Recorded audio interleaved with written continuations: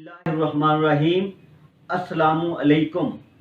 मैं हूं एडवोकेट मोहम्मद हमजा शहीन और लीगल स्ट्रेटजी में मैं आपको खुश आमदीद कहता हूं। व्यूअर्स, आज हम जिस टॉपिक पर बात करने वाले हैं उसकी हमारी रोज़मर्रा ज़िंदगी में हर वक्त ज़रूरत और अहमियत रहती है। आज हम स्टैम्प पेपर के बारे में मालूमात कलम बंद करने की कोशिश करेंगे कि स्टैम्प पेपर क्या है, इसका सबसे पहले किस मुल्क में ओरिजिन हुआ।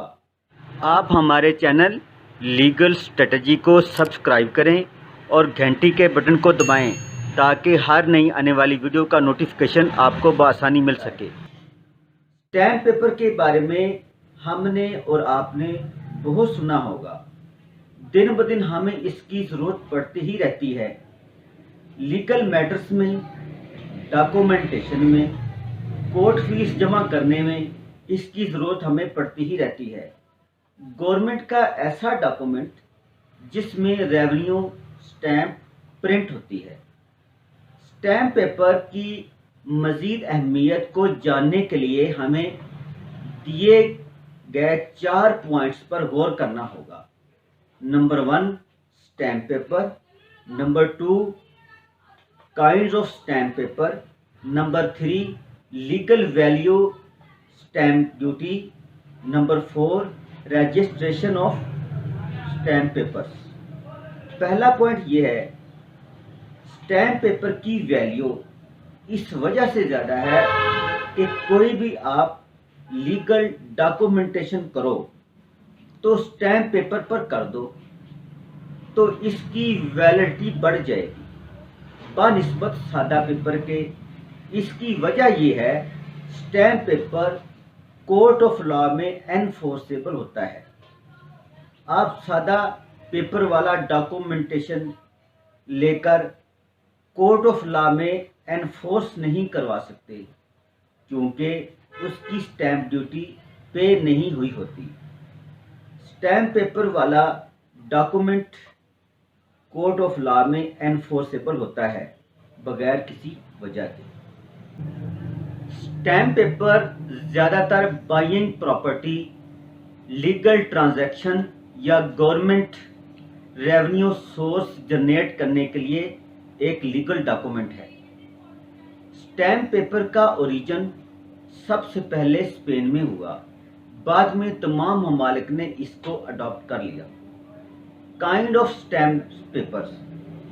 2 kind of stamp paper, judicial stamp paper, non judicial stamp paper.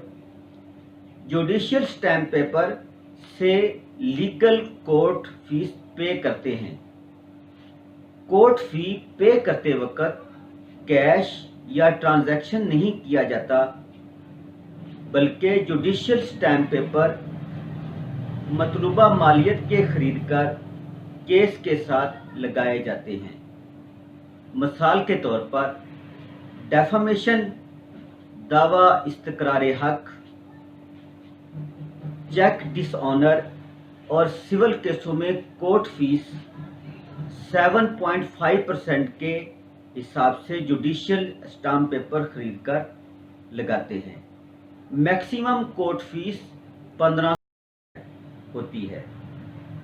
Non judicial stamp paper, आप कोर्ट से बाहर कोई भी एग्रीमेंट बिटवीन 2 पार्टीज करते हैं स्टैम्प पेपर पर, वो होता है non judicial stamp paper.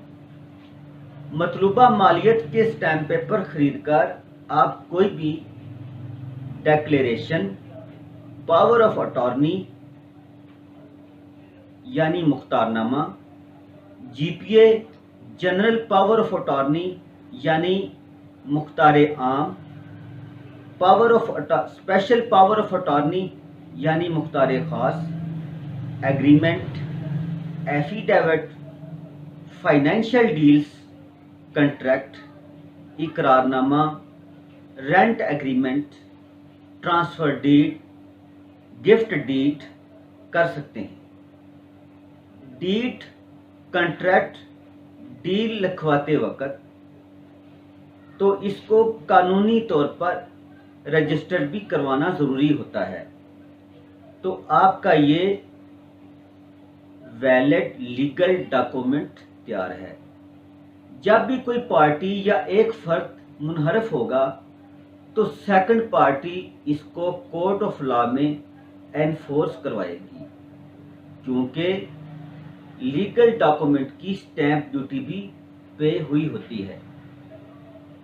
Government ان لیگل پیپرز کے ساتھ آپ کے رائٹس کو محفوظ کر لیتی ہے اور بوقت ضرورت اسٹیٹ آپ کے ساتھ ہوتی ہے۔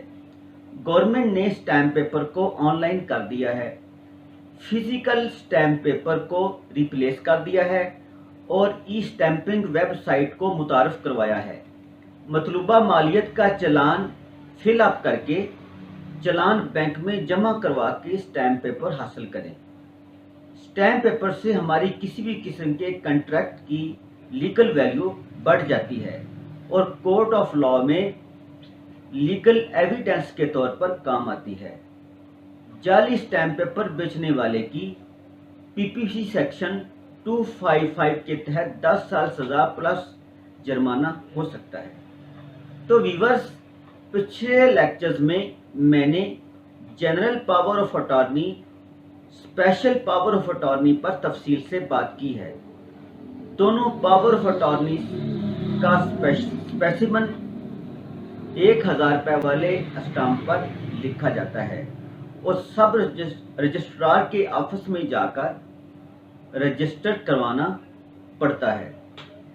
اسی طرح زمین، پلاٹ، دکان کی رجسٹری کروانے کے لیے مطلوبہ اراضی کی بازاری قیمت یعنی DC ویلیو کے حساب سے پنجاب بینک سے اسٹامپ نکلوا کر رجسٹری یا معاہدہ بے لکھوا کر رجسٹرار آفس میں دونوں پارٹیاں جا کر رجسٹری کے پروسیس کو مکمل کرواتی ہیں۔